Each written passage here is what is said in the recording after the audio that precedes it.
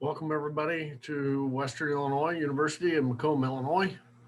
And thank you for joining us on the IACCAI virtual conference this year. So my name is Dr. Andy Baker, going to give a brief report on the status of the School of Agriculture here at Western Illinois University. So I'll just kind of start off with some enrollment numbers. We started the fall of 2020 with 241 majors, which is down a tick from last year. But the good news is that our incoming class for the fall of 2020 was larger in the last couple of years. And so that certainly gives me a sign that the trend will start heading back upward over the next couple of years. Our admissions for this new upcoming year look good.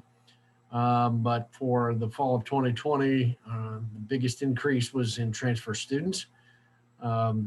Freshman enrollment stayed steady, but certainly the number of transfers that enrolled this fall were certainly higher than the last couple of years. So we certainly appreciate community college instructors and students there looking to Western as an opportunity for them to continue their education for another 2 years. So we appreciate that. Moving on to other things, new faces. No new faces in our department as a whole in the School of Ag, but certainly there are some new faces above me. We have a new interim dean in the College of Business and Technology. His name is Dr. Craig Conrad. Dr. Conrad has been a part of the College of Business and Technology for several decades. He was chair of the Marketing and Management Department for several years before becoming our interim dean. I had the last interim dean, Dr. Jack Elfrink, for 2 years. They brought him back out of retirement to be interim dean. Craig is going to be an interim dean at least for 2 years, hopefully do a national search in those 2 years that he's in the interim status. We also did a national search for a new president. We did that this fall, and we have hired a new president starting in January of 2021. Dr. Wong will be with us starting January 1st. So we're anxious to see what he does and his thoughts and ideas on where Western Illinois University will go in the future. So as we move through, we have an interim provost, Dr. Billy Clow. We'll see what the new president does, if he keeps him in that interim position, or we'll do a national search for a provost. We'll see where that goes. So a lot of new faces above me as we go into the new year. Other things, curriculum updates. We have a new cannabis minor that we put into place in the fall of 2020. It's 18 hours with a new cannabis course on the books. It was an experimental course for 3 semesters prior to this semester. We've developed the minor and got it in place for this fall. So hope for new things there, maybe a new degree program down the road, but right now it's just a new minor. We also established a bridge program into our MBA program here at WIU. What that means is that our students can take 2 of their undergraduate courses as bridge courses into the MBA in ag business. And so that was new also starting this fall. And we've already got a couple students that will graduate this December and start their MBA in January. So we see that as good news too. Had several students wanting to get an advanced degree. This is an easy way right into the MBA. For our ag business students. So we look forward to see where that takes us as well. So those were the 2 new things that we had upcoming for this fall of 2020. Transfer changes, no real new transfer changes there, as Ember Keithley is working with several of you out there on trying to get some articulation agreements established. So I know she's busy with working with some of the institutions out there on trying to get those arrangements made. So on to departmental achievements. Livestock judging team, they have done a fantastic job this fall. We didn't even know if they were going to be able to get out and travel, but they were. So we put a COVID protocol together so that they can continue to travel and compete. Got reserve champion at the American Royal, as well as the National, and as well as at Louisville just a couple of weeks ago. So they're doing an outstanding job. Took several students to the North Central Weeds Association conference here just a couple of weeks ago as well, and had two undergrads get first and second in a poster presentation, as well as a former student that's now at grad school at Iowa State. This young man also got second place in his poster category. So again, our students still trying to do the best we can to get our students out on the road and as well as competing in lots of different competitions, and they're still doing very, very well. As far as our career fair this fall, we had to go virtual with that. We used the software Handshake. Still had about 50 vendors participate in that. That was certainly new for us, but I think well worth the time putting that into it. And students had to schedule times with different vendors throughout the day to be able to interview with them and talk to them about their company. So we did that virtually, still hoping that we could go back to the face-to-face format in the fall of 21.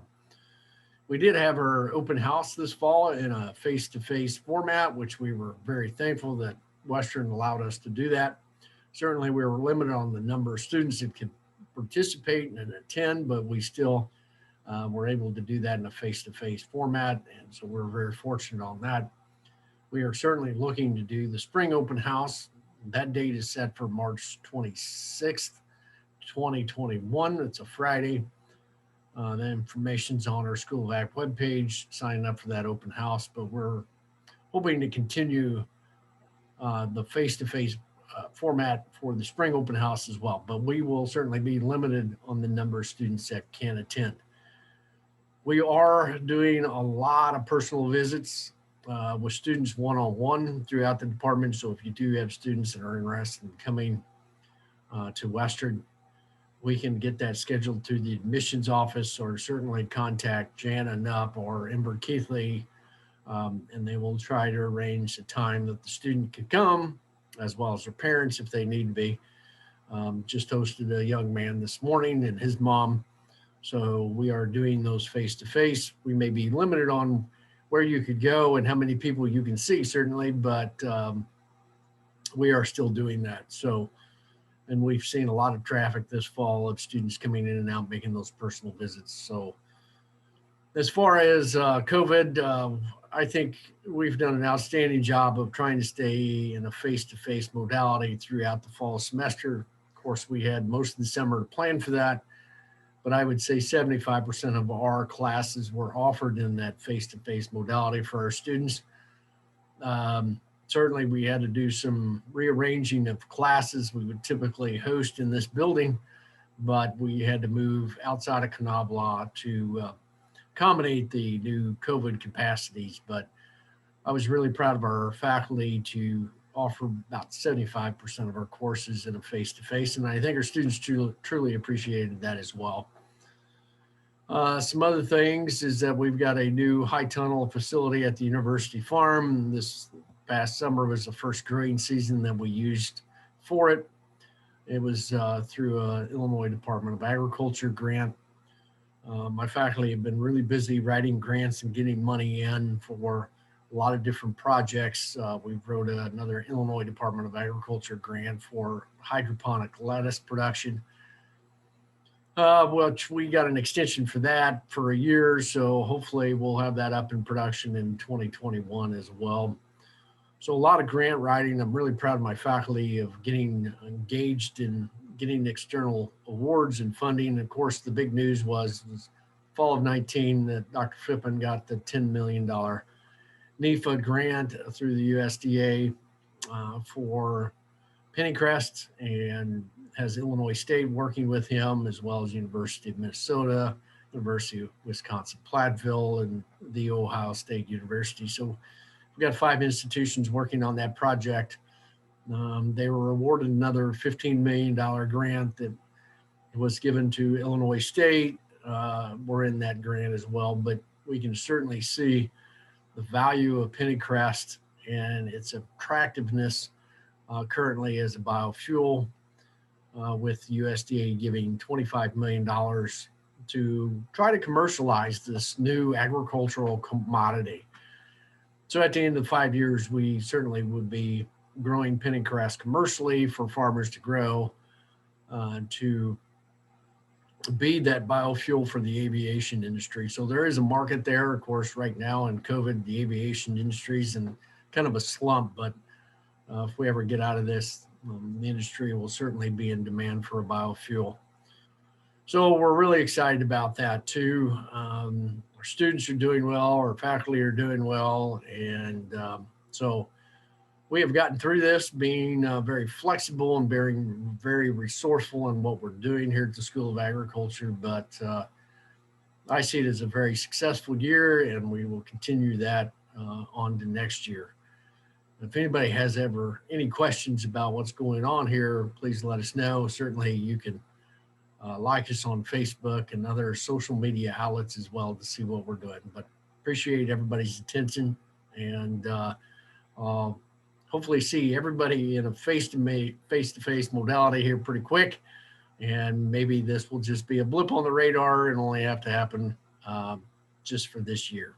So thanks everyone, and signing off.